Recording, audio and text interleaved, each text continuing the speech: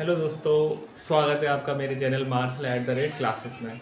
जैसा कि मैं आपको एक सीरीज़ करा रहा था कि आपका जो ज्योग्राफी का जो कौन सा सीरीज़ चल रहा है कि भारत में प्रमुख, जैसे कि आपके 10 मैंने आपको नदी बता दी, ऐसे ही मैं आपको आज 10 बंदरगाहों के नाम बताऊंगा। ऐसे ही आपकी एक और सीरीज़ रहेगी 10 झीलों के नाम। तो ये आपकी इंपॉर्टेंट सीरीज़ है काफ़ी, जो कि एग्ज़ाम के पॉइंट ऑफ व्यू से काफ़ी ज़्यादा इंपॉर्टेंट है। चलो तो आज हम बात करते हैं कि भारत की जो प्रमुख बंदरगाहें हैं, यानी कि पोर्ट्स जो भारत के अंदर हैं, आज हम उनके बारे में बात करते हैं। काफ़ी इंपॉर्टेंट ये पोर्ट्स हैं। चलो फिर ठीक है। तो सबसे पहले मैं एक भारत का नक्शा ड्रॉ करूंगा, लेकिन वो नक्शा क्या होगा, वो आपका हल्का ही, मतलब पूरा मैं कंप्लीट नक्शा नहीं बनाऊंगा। सबसे पहले आप एक भारत का नक्शा बना लेते हैं।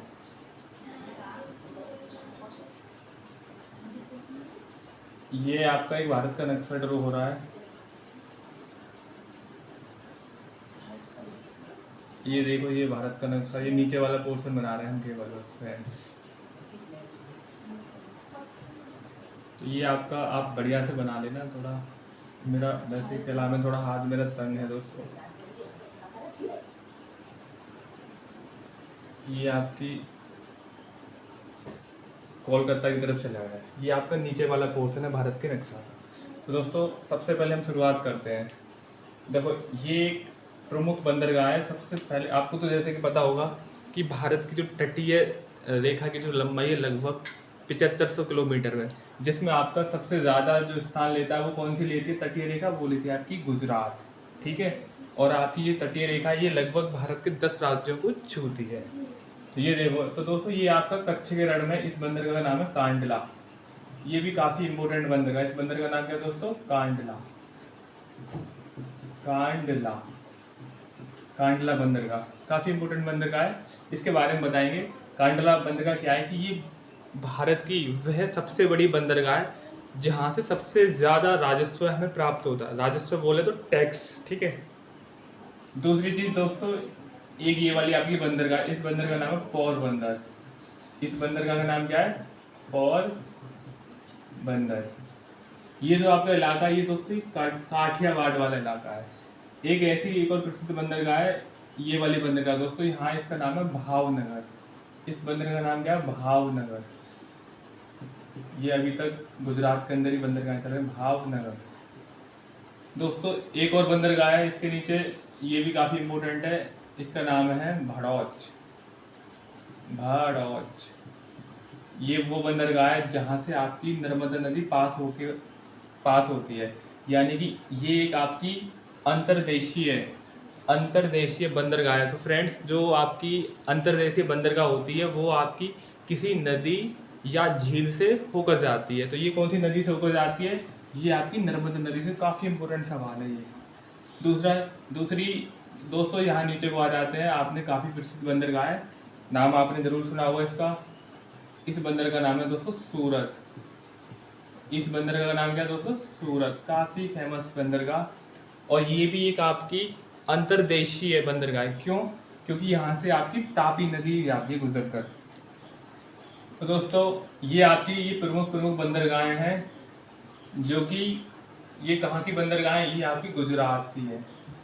ये सारी बंदरगाह किस राज्य में स्थित है, तो आप बोलोगे गुजरात। ठीक। अब हम शुरुआत करते हैं ये वाली बंदरगाह। यहाँ पे एक ये आपकी मुंबई बंदरगाह है, काफ़ी प्रसिद्ध मुंबई बंदरगाह। और आप सबको पता होगा, भारत सभी को, कि जो मुंबई है भारत की आर्थिक या फिर वित्तीय राजधानी है। और ये भारत की सबसे बड़ी बंदरगाह है आकार के हिसाब से। और इसी के बगल में एक बंदरगाह है जिसका नाम है जवाहरलाल नेहरू बंदरगाह।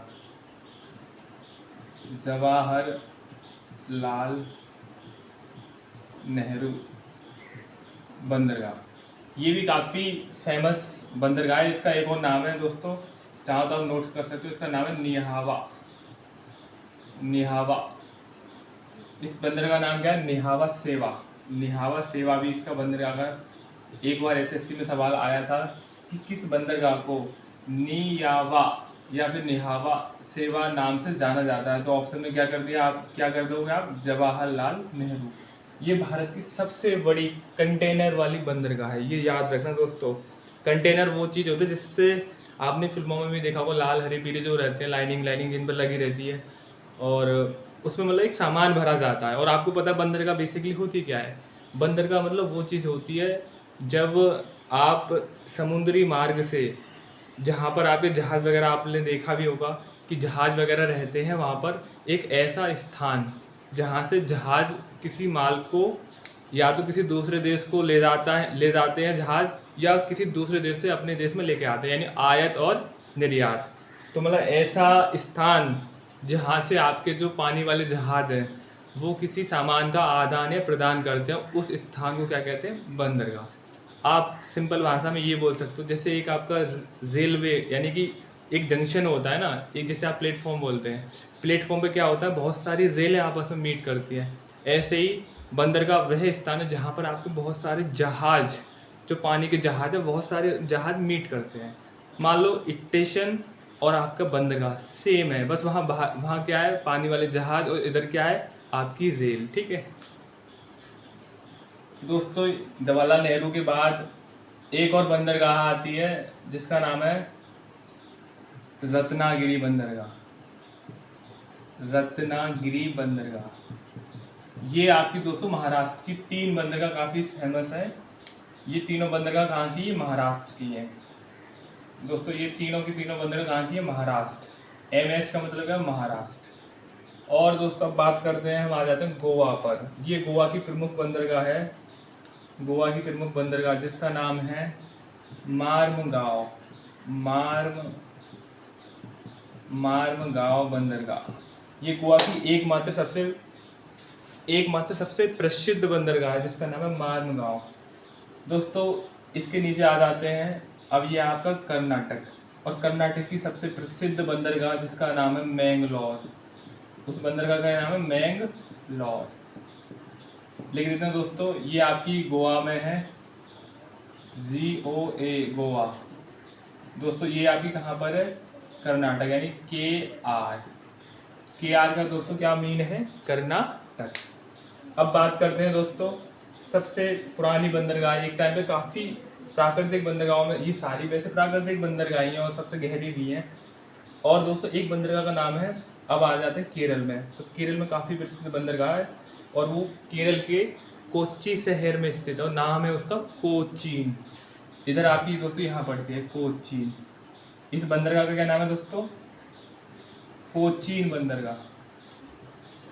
तो ये दोस्तों वो सारी बंदरगाहें जो आपकी अरब सागर में आती हैं। किस में आती है? सारी की सारी बंदरगाहें अरब सागर के अंदर, मतलब उससे स्थित हैं, उससे स्पर्श करती हैं। अब मैं बात करूँगा वे बंदरगाहें जो बंगाल की खाड़ी में भी हैं, और एज वेल एज आपकी वो बंदरगाहें जो, ये कौन सा है? ये आपका पूर्वी तट है। ये कौन सा है? पूर्वी घाट बोल सकते हो आप। पूर्वी घाट को क्या करती है? स्पर्श करती हैं। तो सबसे पहले मैं काउंट करना चाहूँगा इधर से। तो सबसे प्रसिद्ध बंदरगाह जिसका नाम है तूतीकोरिन। ये भी काफ़ी फेमस बंदरगाह है, प्राचीन समय में इसका नाम चलता था तूतीकोरिन। इसके ऊपर एक दोस्तों आ जाती है आपकी बंदरगाह चेन्नई, ले लेते हैं चलो। इसके ऊपर दोस्तों आपकी चेन्नई भी है, और एक और बंदरगाह है जिसका नाम क्या है आप मुझे कमेंट में बता सकते हो अगर आपको यदि याद आ रहा हो तो दोस्तों इस बंदरगाह का नाम क्या है? चेन्नई। ये जो आपकी बंदरगाह है इसका नाम है चेन्नई बंदरगाह। और दोस्तों यहीं इससे थोड़ा नीचे इसका नाम है नागपट्टनम। इस बंदरगाह का नाम क्या है? नागपट्टनम बंदरगाह। एक और दोस्तों आती है, अगर आपने नाम सुना हो तो बताओ। चलो कोई बात नहीं, आप मुझे कमेंट में बताना। एक बंदरगाह और प्रसिद्ध है इधर, वो इस स्थान पर आती है वहाँ, यानी कि ये तुम्हारी ये कौन कौन सी बंदरगाह होंगी दोस्तों? ये वो बंदरगाहें होंगी जो आपकी तमिलनाडु, यानी कि TM लिख दूँ मैं तमिलनाडु को, कोई दिक्कत तो नहीं है। TM मतलब तमिलनाडु की ये बंदरगाह है। अब हम बात करेंगे दोस्तों एक प्रसिद्ध बंदरगाह जिसका नाम, जो आंध्र प्रदेश में आती है, ये तो हमारी तमिलनाडु की बंदरगाहें थी। एक बंदरगाह आती है आपकी जिसका नाम है मछलीपट्टनम। जिसका नाम क्या दोस्तों? मछलीपट्टनम। ये भी दोस्तों काफ़ी पुरानी बंदरगाह है। इससे जस्ट थोड़ा सा ऊपर आते काकीनाडा। आपने इसका नाम भी सुना होगा, काकीनाडा। एक बंदरगाह सबसे प्रसिद्ध, सभी जानते हैं ऑलमोस्ट इसे, इसका नाम है विशाखापट्टनम। विशाखापट्टनम। दोस्तों ये आपकी 3 बंदरगाहें हैं जो कि कहाँ के लिए प्रसिद्ध है। ये दोस्तों आपकी प्रसिद्ध है, ये एपी आंध्र प्रदेश, आंध्र प्रदेश, आंध्र प्रदेश। वो एक्चुअली क्या है ना, जो आपकी जो विशाखापट्टनम बंदरगाह है ये भारत की सबसे गहरी बंदरगाह है। और ये देखो सबसे जो व्यस्त बंदरगाह है वो आपकी कौन सी है, जवाहरलाल नेहरू। ये भारत की सबसे व्यस्त बंदरगाह, आप नोट कर लेना ये है। इसके बाद दोस्तों अब मैं बात करूंगा, एक ये तो आपके आंध्र प्रदेश की हो गई। अब मैं बात करूंगा दोस्तों पारादीप बंदरगाह। कौन सी बंदरगाह है दोस्तों, ये पारादीप बंदरगाह, पारादीप। ये दोस्तों ये कहाँ पे है, ये आपका सबसे इम्पोर्टेंट बंदरगाह, ये आपकी ओडिशा। कहाँ पे, ओडिशा। अब इसका नाम ओडिशा हो गया, पहले उड़ीसा था, ओडिशा। ये वह बंदरगाह जहाँ से, इस बंदरगाह से जापान को क्या जाता है, आपका लोहा वगैरह जाता है, जापान को इस बंदरगाह से जाता है, ठीक है। और दोस्तों एक बंदरगाह आपकी कोलकाता में जिसका नाम है हल्दिया। ये कौन सी बंदरगाह, हल्दिया। और दोस्तों एक और बंदरगाह है जिसका नाम है कोलकाता। इस बंदरगाह का क्या नाम है दोस्तों, कोलकाता। ये भी काफ़ी फेमस बंदरगाह है और सबसे बड़ी अंतर्देशीय बंदरगाह है कोलकाता, इस बात को नोट कर लो। तो दोस्तों ये सबसे बड़ी अंतर्देशीय बंदरगाह है। तो मुझे लगा है आपको वीडियो में काफ़ी हेल्प मिली होगी। अगर आपको लगता है कि इसमें कुछ है, देखो जैसे कि थोड़ा थोड़ा और मैं बता देता हूँ दोस्तों। कुछ चीज़ें मैंने यहाँ नोट नहीं की क्योंकि जगह नहीं है, और क्योंकि फिर एक्चुअली होता क्या है ना, फिर एक साथ पूरा चिपका दो तो ऐसा लगता है कि पता नहीं समझ में आएगा या नहीं आएगा, इस बात में मैं भी कन्फ्यूजन रहता हूँ। तो मुझे लगता है दोस्तों, देखो ये कोचीन, इसका नाम लिख लो आप। ये कहाँ पर है, ये दोस्तों केरल की प्रसिद्ध बंदरगाह कोचीन। अब देखो आप इसमें नोट कर सकते हो, ये कर्नाटक की एक प्रमुख बंदरगाह, गोवा की एक प्रमुख बंदरगाह। ये 3 कहाँ की हैं, मुंबई, जवाहरलाल नेहरू, रत्नागिरी, ये आपकी महाराष्ट्र की है। इसे क्या बोलते हैं, निहावत सेवा इस बंदरगाह को, जवाहरलाल नेहरू को। और दोस्तों आपकी सूरत, इससे कौन सी नदी पास होती है, सूरत से आप चाहो तो लिख सकते हो। सूरत से आपकी तापी नदी प्रवाहित इससे निकलती है, होकर गुजरती है। भड़ौत से नर्मदा नदी निकलती है, ठीक है।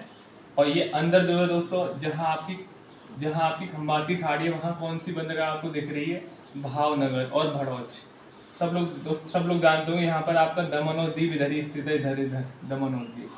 पोरबंदर जहाँ गांधी जी का जन्म हुआ था, वो भी एक बंदरगाह थी। तो बंदरगाह है, तो वो भी कहाँ पे आती है, गुजरात के अंदर।